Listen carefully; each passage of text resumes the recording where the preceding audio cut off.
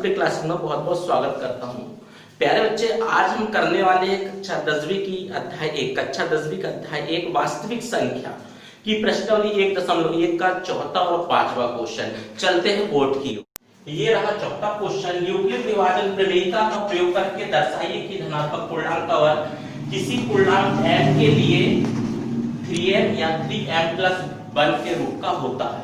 तो दोस्तों, इसको करना कैसे है, इसको हल करना है। और सबसे पहले क्या है, 3m है। तो देखो 3m है और बोला क्या है, धनात्मक पूर्णांक का वर्ग। तो हमको धनात्मक पूर्णांक मानना पड़ेगा। माना कि धनात्मक पूर्णांक, माना कि a एक धनात्मक पूर्णांक है, माना कि a एक धनात्मक पूर्णांक है, धनात्मक पूर्णांक है। ठीक है, a एक धनात्मक पूर्णांक है तो b बराबर 3। b बराबर 3 लोगे तो आपको मालूम होगा, हमने यूक्लिड प्रमेयिका में पढ़ा है, यूक्लिड विभाजन प्रमेयिका का प्रमेय है, उसमें पढ़ा है a बराबर b³ + r। ठीक है, जब b बराबर 3 है तो हम इसको यहाँ पे रख में समझ लेते। देखो b a का मान जाएगा तो ये यहाँ पर q और r का मान यहाँ हो जाएगा।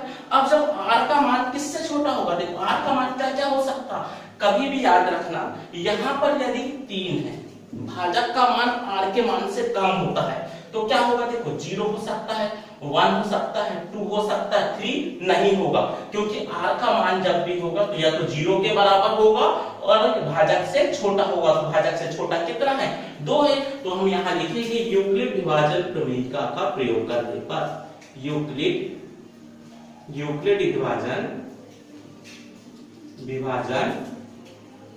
विभाजन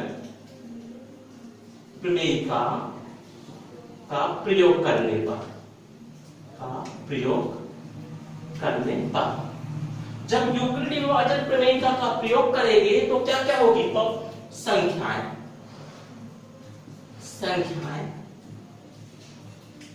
a बराबर क्या क्या होगी, देखो संख्याएं a बराबर तो 3q +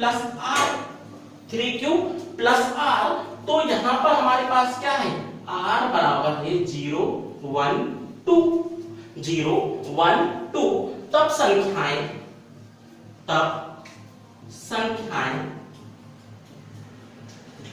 a बराबर क्या होगा, देखो r का मान हमको पुट करना है तो r का मान यहाँ रखेंगे 0, तो क्या हो जाएगा 3q + 0 मतलब 3q। अब यदि यहाँ 1 रखेंगे तो क्या हो जाएगा 3q + 1। ठीक है, अब यहाँ 1 रखे तो 1 हो जाएगा, अब 2 रखोगे तो क्या हो जाएगा 3q + 2।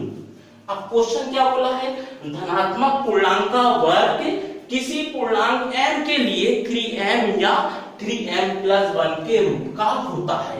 तो हमको क्या करना है, यहाँ पर केस नंबर फर्स्ट में हमको क्या करना है, इसके बराबर में देखो a बराबर 3q और यहाँ पर क्या बोला है, धनात्मक पूर्णांक का वर्ग।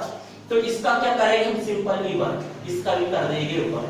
ठीक है, जब वर्ग कर देंगे तो क्या होगा, देखो a का स्क्वायर और यहाँ पर 3 का स्क्वायर कितना होगा, 3 का स्क्वायर 9 और q का स्क्वायर q स्क्वायर। ठीक है, अब जब q स्क्वायर हो गया है, अब यहाँ से हमारे पास क्या है, 3m है, तो हम क्या करेंगे, a स्क्वायर बराबर यहाँ से कॉमन निकाल लेंगे 3 और अंदर बचेगा 3q स्क्वायर। ठीक है, अब जो कोष्टक में बचा ना, इसको हम m के बराबर में मान लेंगे।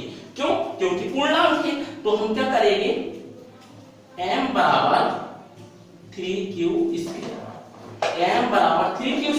तो हम क्या हो जाएगा, a स्क्वायर बराबर 3m। इसको दे देंगे equation number first they the, case number first. अब देखो केस नंबर फर्स्ट हम इसके बराबर में इसको लिए थे, अब केस नंबर सेकंड में क्या करना, इसको तो ले लिए, अब इसके बराबर में हम इसको लेंगे। तो केस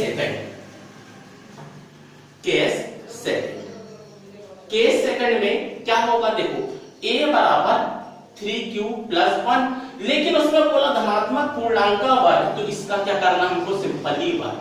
ठीक है, यहाँ पर एक फार्मूला लग रहा है, फार्मूला आपको याद होगा, a + b की घात 2 बराबर a square + 2ab + b square. इसको अप्लाई कर देंगे तो क्या हो जाएगा, 3q की घात 2। ठीक है, + 2 ए का मान कितना 3q, बी का मान कितना 1 प्लस 1 का होल स्क्वायर। ठीक है, यहां पर क्या हो जाएगा 3q 3 का 3 का स्क्वायर 9q स्क्वायर प्लस यहां पर हो जाएगा 3 दूनी 6q प्लस 1। ठीक है, अब यहां पर हमारे पास क्या है बराबर में ए स्क्वायर चल रहा है। अब देखो इन दोनों में से हमको कॉमन निकल रहा है, क्या निकल रहा है कॉमन, m निकल रहा है। क्या निकल रहा है, m निकल रहा है। तो a स्क्वायर इसको हमने इक्वेशन नंबर फर्स्ट दे दिए और अब आगे चलेंगे। ठीक है, इसमें से 3 कॉमन निकल रहा है, बचेगा कितना 3q स्क्वायर प्लस यहां से 3 कॉमन निकलेगा तो बचेगा 2q प्लस 1। अब यहां पर देखो, यहां पर इसकी वैल्यू हमको क्या ले लेंगे, q वाली की जितनी भी आएगी उसकी वैल्यू हमको m मान लेना है। तो क्या हो जाएगा m बराबर 3q स्क्वायर प्लस 2q। तो यहां पर a स्क्वायर बराबर 3, अब ये कोष्टक के अंदर है, कोष्टक के अंदर m प्लस 1, इसको हम ले लेंगे second number, equation number second. अब क्या करेंगे, देखो हमने a बराबर 3q ले लिए, इसको भी ले लिए। अब क्या बचा हमारे पास, इस दोनों को ले लिए। अब बचा a बराबर 3q plus 2, case number third, case number third. अब जब केस नंबर थर्ड में क्या करोगे, a बराबर 3q प्लस 2, लेकिन हमारा क्वेश्चन बोला है धनात्मक पूर्णांक का वर्ग, वर्ग मतलब स्क्वायर, दोनों का स्क्वायर हो जाएगा, इसका भी स्क्वायर इसका भी स्क्वायर। और आपको फार्मूला याद होगा a प्लस b का स्क्वायर बराबर a square, a plus b का होल स्क्वायर बराबर a का square plus 2ab plus b का स्क्वायर। तो क्या हो जाएगा a स्क्वायर बराबर a का square 9q square plus 2a into b plus यहां पर क्या है 2 का होल स्क्वायर। ठीक है, तो क्या हो जाएगा हमारे पास a स्क्वायर बराबर 9q स्क्वायर प्लस यहां पर क्या हो जाएगा 3 दूनी 6, 6 दूनी 12q प्लस 4। ठीक है, अब हमारे पास कॉमन क्या निकलेगा, a स्क्वायर बराबर यहां से 3 कॉमन निकला और क्या बचेगा हमारे पास, अंदर बचेगा 3। ठीक है, 3 स्क्वायर। ठीक है, ठीक है, यहां पर 3 स्क्वायर बचेगा, यहां पर बचेगा 3 × 14 और हम इसको 3 + 1 करेंगे तो 1 + 1 क्योंकि 3 + 1 हो जाएगा। ठीक है, या इसको हम इस प्रकार भी लिख सकते हैं 9q square plus 12q plus 3 + 1। हमने इसलिए लिख ली क्योंकि यहां से हमारा सिंपली 3 कॉमन निकल जाएगा। a स्क्वायर बराबर 3 को कॉमन लेना है तो क्या बचेगा 3q स्क्वायर प्लस यहां बचेगा 4q, यहां बचेगा प्लस 1 बराबर प्लस ये वाला 1 ये बचेगा। ठीक है, अब ये q वाले को हमेशा क्या लेना है m मान लेना, तो m बराबर 3q square plus 4q plus 1। ठीक है, तो a स्क्वायर बराबर इसकी जगह पे पूरा क्या मान लेना है m, तो 3m प्लस 1। ठीक है, ये हो गया इक्वेशन नंबर थर्ड। अब हमको यहां लिखा है देखो केस नंबर फर्स्ट 3m हो गया, case number second 3m plus 1 हो गया, केस नंबर थर्ड में 3m प्लस 1 हो गया। स्पष्ट है कि केस नंबर फर्स्ट सेकंड व थर्ड से अतः धनात्मक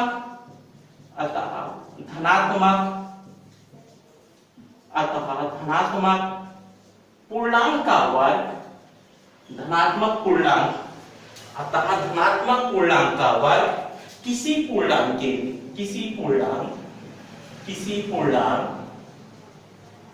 m के लिए 3m या 3m प्लस 1 के रूप का होता है। बहुत सिंपल ये है, इस क्वेश्चन की बार बार प्रैक्टिस करना है, आईएमपी क्वेश्चन है। ठीक है, एमपी बोर्ड के लिए मोस्ट आईएमपी क्वेश्चन ही है वाला। ठीक, इसकी बार बार प्रैक्टिस करना है। चलते हैं नेक्स्ट क्वेश्चन की ओर, स्क्रीनशॉट ले लीजिए इसका। ये रहा पांचवा क्वेश्चन, यूक्लिड विभाजन प्रमेय का प्रयोग करके दर्शाइए कि किसी धनात्मक पूर्णांक का घन 9m प्लस 1 या 9m प्लस 8 के रूप में होता है। ठीक है, ये रहा पांचवा क्वेश्चन। इसमें करना क्या, सिंपली माना कि यहाँ पर क्या बोला है, धनात्मक पूर्णांक। याद रखना कभी भी यदि जिस क्वेश्चन में धनात्मक पूर्णांक बोलेगा तो वहां पर हमको करना क्या है, माना कि ए एक धनात्मक पूर्णांक है। क्या करना है, माना कि ए एक धनात्मक पूर्णांक है। माना कि ए एक धनात्मक पूर्णांक है। जब ए एक धनात्मक पूर्णांक है तो b बराबर 3। क्या लेना है, b बराबर 3। तो b बराबर 3 जैसे लोगे किसका प्रयोग करना, देखो यूक्लिड विभाजन प्रमेयिका का प्रयोग करने पर। किसका प्रयोग करने पर, यूक्लिड विभाजन प्रमेयिका का प्रयोग करने पर। यूक्लिड विभाजन प्रमेयिका का प्रयोग करने पर। जब यूक्लिड विभाजन प्रमेयिका का प्रयोग करने पर तो a बराबर क्या होगा, 3q प्लस r। ठीक, a बराबर 3q प्लस r। जब हम क्या करेंगे, देखो जब हमारा कितना है, भाजक 3 है, भाज्य कितना है, a है, और भागफल कितना है, q है, शेषफल है हमारे पास r है। ठीक है, हमेशा याद रखना 3 आया है मतलब r का मान जो होगा किसके बराबर होगा, 0 के बराबर होगा या 3 से छोटा होगा। तो क्या क्या हो सकता है, r बराबर 0 1 2। ठीक है, तब संख्याएं a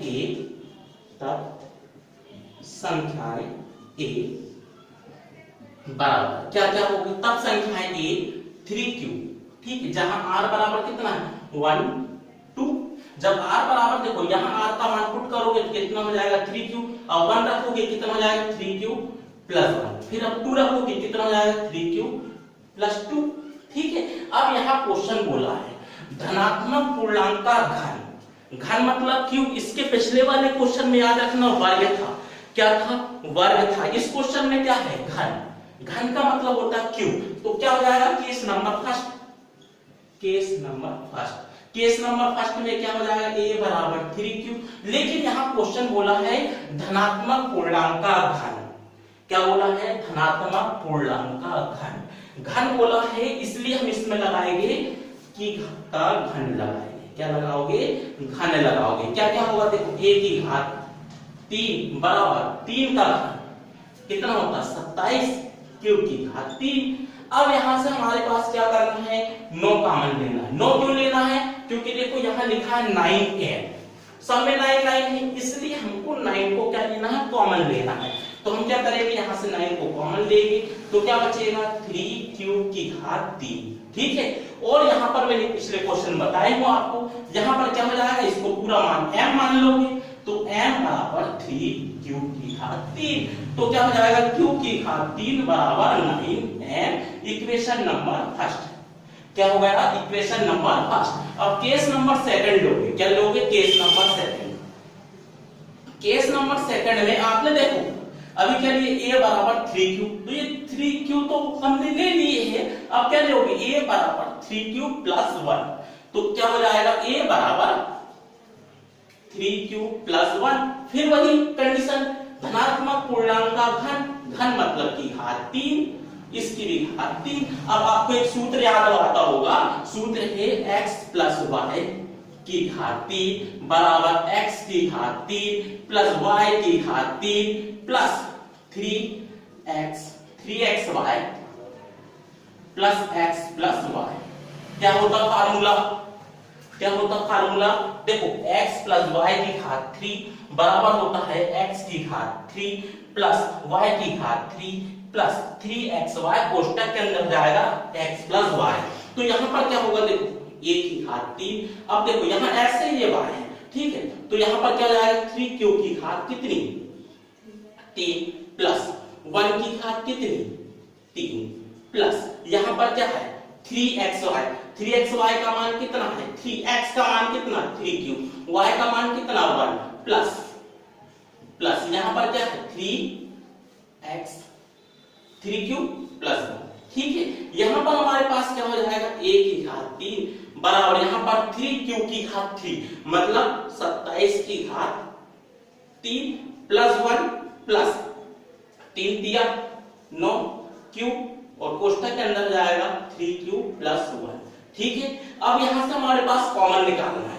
कॉमन क्या निकलेगा?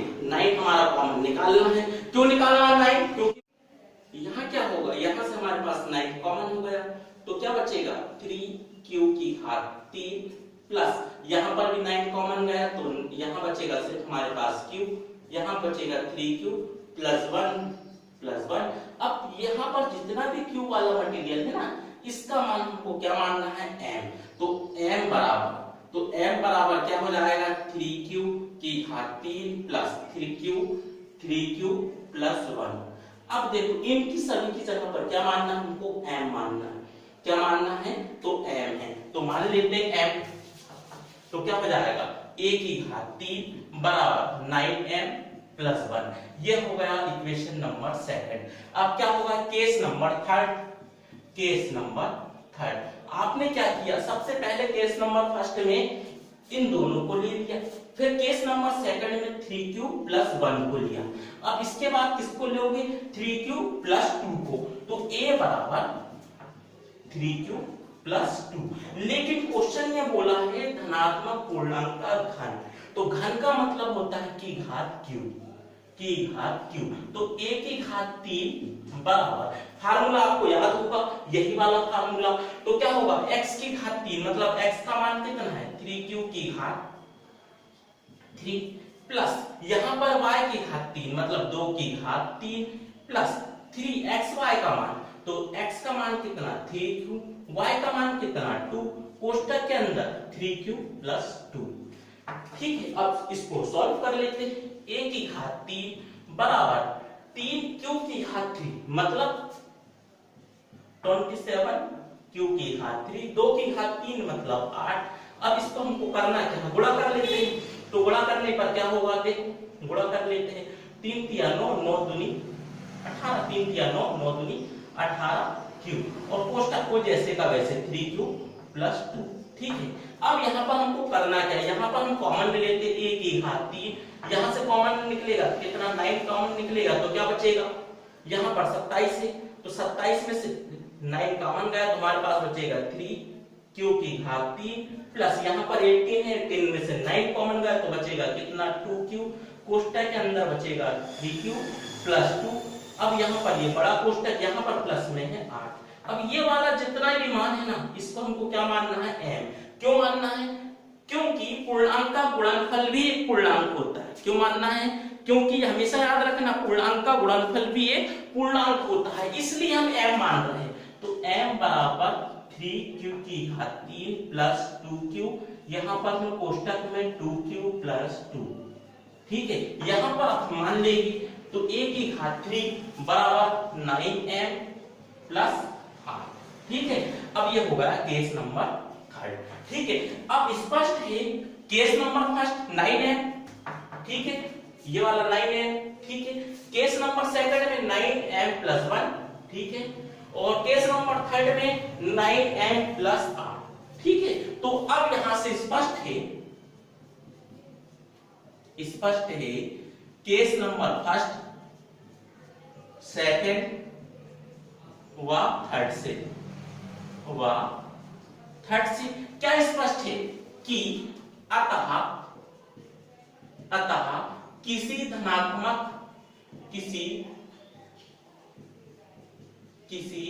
धनात्मक पूर्णांक का घन 9m प्लस 1 या 9m प्लस 8 के रूप का होता है।